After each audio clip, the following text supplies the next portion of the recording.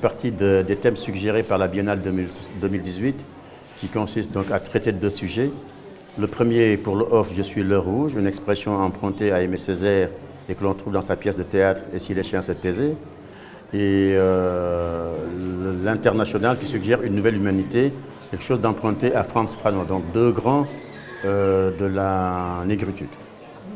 Voilà, je suis parti de là pour me poser une question. Donc, aller tout de suite vers une nouvelle humanité, alors que notre monde nous suggère des humanités depuis plus d'un siècle, d'abord par le nouvel ordre mondial, ensuite le nouvel ordre économique international, et ensuite le RFID, aujourd'hui le puçage des cerveaux, l'écosexualité, la possibilité pour une gamine de disposer de son corps à 12 ans, ce qui sous-entend la dépénalisation de la pédophilie, l'inceste qui est sous silence un petit peu par tout le monde, le transgenre, voilà un ensemble de choses qui suggéraient qu'ils ne me conviennent pas.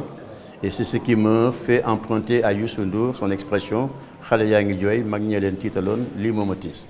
Donc les enfants se posent la question sur leur devenir par la faute des adultes et je suis interpellé. Donc j'ai entamé une œuvre en 3 phases, ce sera un triptyque. Donc, on a une partie de ce triptyque ici qui traite un petit peu de la terre qui s'emballe pour le pire.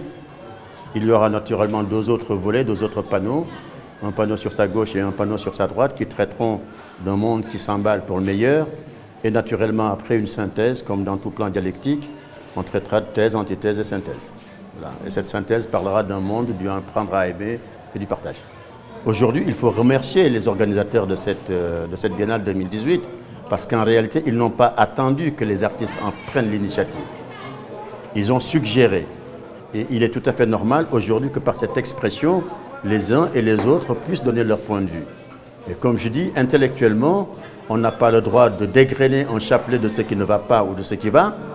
Il faut faire les deux et ensuite suggérer quelque chose. Moi, j'ai préféré commencer par le pire.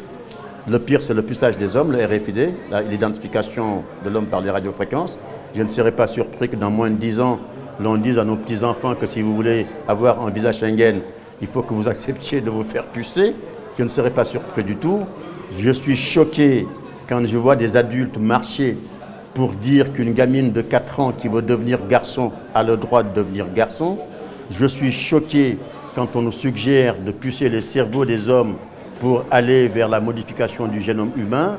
Je suis choqué quand on nous suggère de consommer notre urine.